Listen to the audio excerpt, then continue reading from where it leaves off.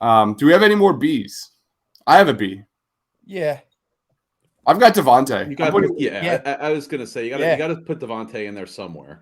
And honestly, the reason Devontae isn't higher, I don't think it's because of Devontae. I think it's because of the offense. Look, I don't know if Jalen Hurts just doesn't catch him in his progressions, but I feel like Devontae Smith was open a lot more than the targets he got. I don't know if it was, I don't know what the reasoning behind it was, but Devontae's going to be a player. I mean, his hands, some of the catches he made this year, we haven't seen an Eagles wide receiver make in a long time. So, he's a B, I think, because of environment more so than him, than himself.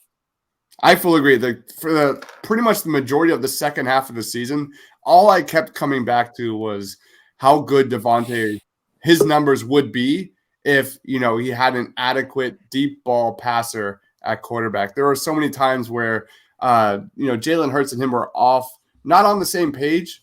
But I'm going to throw it to my man Jalen here. Wait, hold on. Quentin says, Slay, we're only doing the offense tonight. We're only doing the offense here for the Philadelphia Eagles. What's going on, Jalen? What's going on? Sorry, I'm late. I'm ready to talk some birds, baby. What's going on?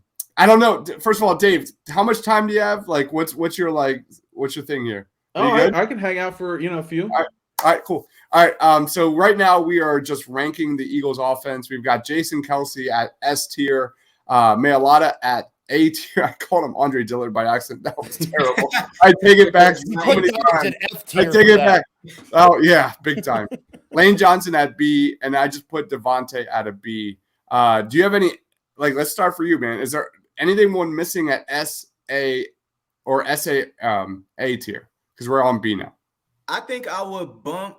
Oh, you talking about anybody missing? Okay, no. I was just saying, just looking at the rankings, I probably would put Mailata in S tier as well, and probably put Lane in A. Lane didn't give up any sacks the whole year. Now, he was looking a little funny in that Bucks game, not gonna lie.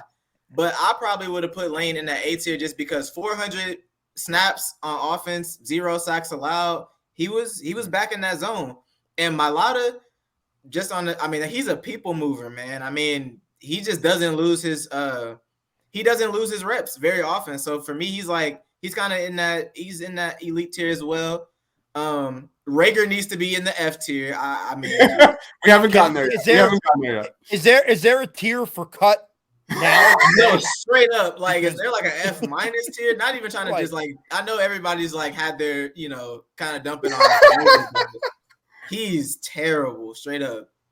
Yeah, he's bad. So for a team that had such a substantial running attack, is a running back going to be anywhere above a C? No, because not for me. I credit. It's odd, right? It is, because I credit the offensive line a lot more there than I do any of the running backs. I mean, Jordan Howard. I give Jordan Howard a lot of credit because this guy sat on the practice squad the first 4 or 5 weeks, whatever it was, and then he came in and he did what he can do. And that's he's a very serviceable number 2, number 3 back for you. Boston Scott is who he is. And personally, and I'm probably going to be in the minority here, I am down on Miles Sanders a lot.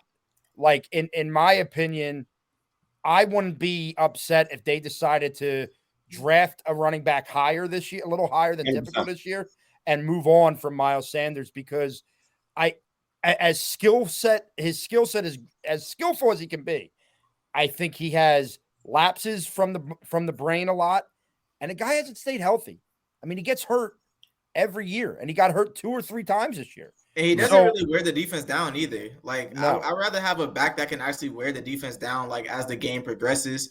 And for as many big runs as Miles has had, I feel like he leaves a lot of yards on the field at the same time. There's so many runs where I'm like, there's a lane right there. Cut in or cut to the side, So yeah, I'm with you there. I'm not a huge especially with that contract looming.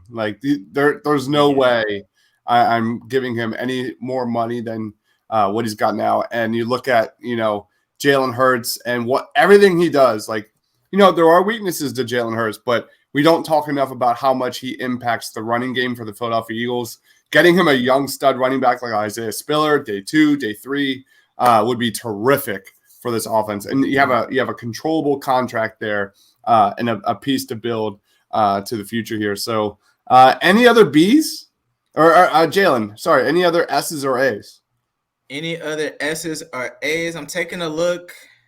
Nah, I don't think so. I don't think so. All right, let's roll on to B. I'm going to throw it to Dave. Dave, do you have any B's? B's. What about some of the interior linemen at this point? Yeah. So we've got Brandon Dickerson, Brooks. maybe? We've got Dickerson. You want to throw Dickerson at B? I think Dickerson is a good choice there. And I think a lot of that is like we were talking about earlier that, I don't know if anybody expected that much out of him year one coming off the ACL. And he played a lot and he played well. You know what I mean? Some people up. Yeah. So I think a B is a solid place for him. And look, I wasn't a huge fan of the pick when they made it, just because I thought there were other holes they could have filled at that point. And Dives, we talked about that a lot. But if this kid can stay healthy, I mean, he's a bruiser on the inside. I mean, him and Mailata next to each other for the next however many years, if they stay healthy, is a really good left side of the line. That's a really good left side of the line.